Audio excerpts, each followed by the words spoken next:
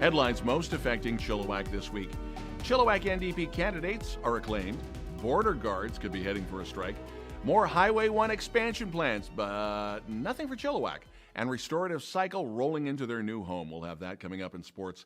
Our guest this week includes Shawna Dwyer, who is the executive director of the Chilliwack Museum. All right, Chilliwack, let's get started. The October 19th provincial election will be here sooner than you think. Over the weekend, and by acclamation, both current MLAs and both NDP, Dan Coulter and Kelly Padden, were the nominees heading into the fall vote, and now they have their revamped ridings that they're running for, Coulter for Chilliwack North and Padden for Chilliwack Cultus Lake. More than 9,000 members of the Pacific Service Alliance of Canada, PSAC, working for Canada Border Services, have secured a strike mandate, an overwhelming one, which could lead to disruptions to the flow of goods, services, and even people at Canadian ports of entry as the busy summer season approaches. 96% in favor of taking job action. These were strike votes held April the 10th and May 23rd. Workers have been without a contract for over 2 years, so a strike in June, that's a possibility. Border service workers are at the Port of Vancouver, Vancouver International, Abbotsford International, Blaine, Point Roberts, Sumas, Aldergrove, and the Highway 15 crossing. The deaths of 188 people in provincial and federal correctional facilities have been reported to the BC Coroner Service between January 1st and December 31st of last year. The annual average over 10 years was 17 deaths. 25 inmates died at BC correctional institutions alone in 2023. Half of those deaths at federal facilities were reported at Pacific Institution in Abbotsford. 1/3 of the deaths in provincial facilities reported at Surrey Pretrial. It's so close yet so far away. The next phase of Highway 1 widening through Langley this summer will provide relief for traffic congestion in the Fraser Valley. It's HOV and EV lanes that'll be added along with a new 232nd Street interchange. Now, the project is expected to be completed eventually through to the Vedder Bridge. There are no plans to expand Highway 1 through Chilliwack at this time.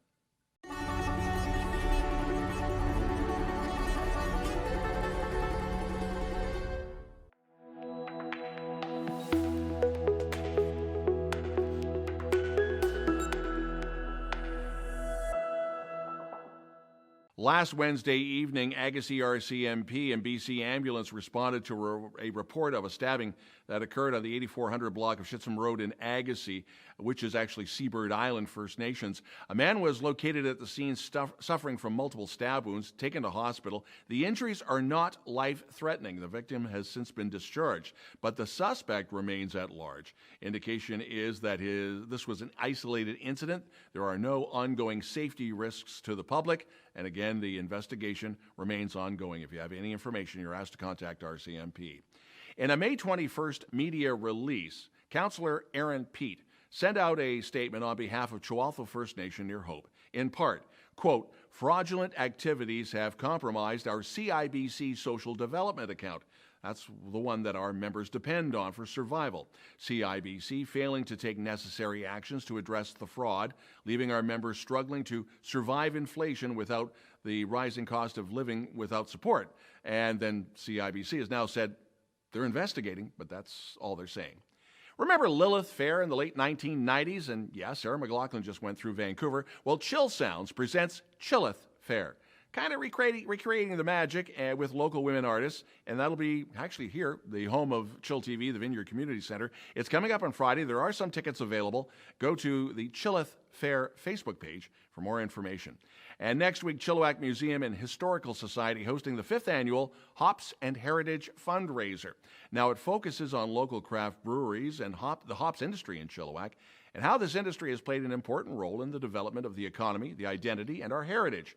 Funds raised from the event will be used to support the rebranding of the Chilliwack Museum, the archives, as well as other projects. The museum director, Shawna Dwyer, will be joining me in just a moment for an interview. So coming up, pedaling into a new home for Restorative Cycle. That'll be after our interview with Shawna Dwyer, and then we'll have sports. That's all coming up.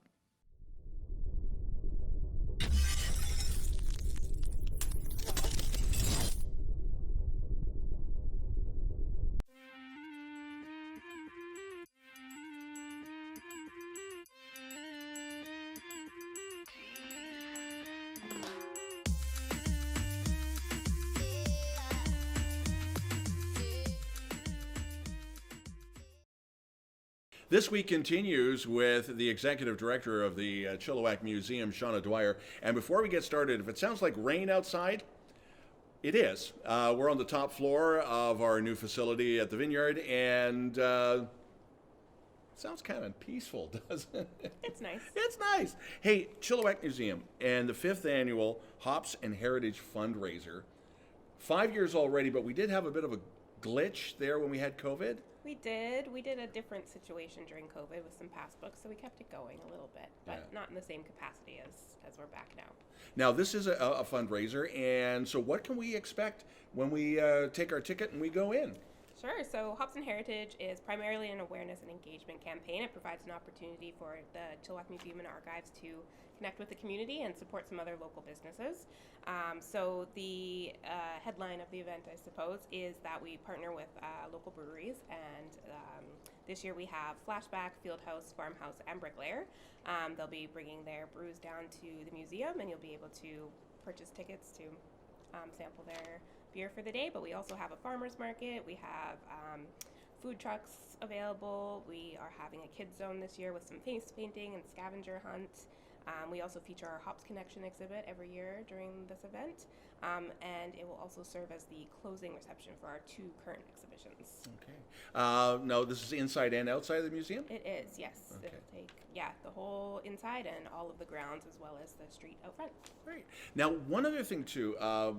Just recently, a lot of government grants, gaming grants have come out. Chilliwack Museum was one of them. And some people still think that, you have tons of money. This is why you have to do fundraisers and this is why it's so important. And moving forward, I guess if anybody wants to help you out with any type of fundraising or sponsorship, get a hold of you? Yes, absolutely. You can contact me directly, and I'd be happy to work with anyone. Great. Now, when it comes to the tickets, how much are they? So tickets in advance are $15 for the general public, but will be $20 at the door. They do include admission and 1 drink ticket. Okay. Minors are free, but they have to be with an adult. Oh, okay. With minors, are there soft drinks and water as well? Because yes. Yep. Because a lot of people will see hops and wonder what's going on. But yes, there'll be water, pop, juice. We're having a small concession for the kids. Okay. Frankly, delicious ice cream will be there. He's great with the kids. He's a blast. He's a blast. Now, you're all over social media for information? We are, yes. So Facebook, the website? Yep, Facebook, Instagram, X as they call it these days. Yes. And yes, chillwackmuseum.com/hops and heritage. And they just get a hold of you if they need more information. You bet. Shawna, again, as always, a big thank you for coming in. The rain is kind of cool. Hopefully it won't rain, and the date itself is in a week's time, June the 8th. June the 8th from 3 o'clock to 8 o'clock p.m. Thanks again. Thank you. You're watching This Week.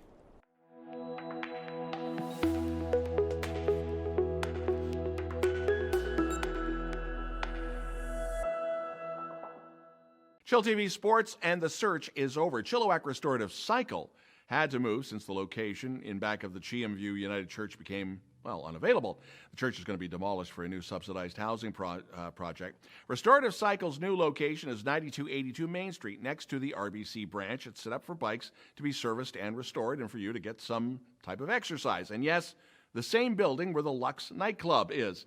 So currently they're open Thursday and Friday 3 to 6, Saturday 10 to 2. They would like to increase their volunteer personnel at the store. So if you want more information, that can be found on their social media page. British Columbia gearing up to celebrate BC Trails Day on Saturday. This annual event is a province-wide celebration highlighting the importance of trails and outdoor recreation to communities, to our physical and mental health, and to our environmental health. You go to the social media of the Chilliwack Outdoors Club or Cycle Chilliwack for more information. And yes, there are some prizes to be won. BC Minor Baseball congratulating all the players to be named to the BC BMA 2024 team. That's the BC Under-16 Selects. They include Chilliwack Cougars Evan Maloney and Andrew Suddy. They're going to head to Arizona for a player showcase. That starts August 31st. Chilliwack Chief fans don't want to hear this, but congratulations to the Surrey Eagles. They won the Fred Page Cup, the championship of the BC Hockey League, in 6 games over Penticton. So next up is the Rocky Mountain Challenge. Now, these are games against the Alberta teams that merged with the independent BC Hockey League earlier this year. The BC Hockey League no longer qualifies for the National RBC Cup, as per the Hockey Canada rules. Coming up, Cari with the weather.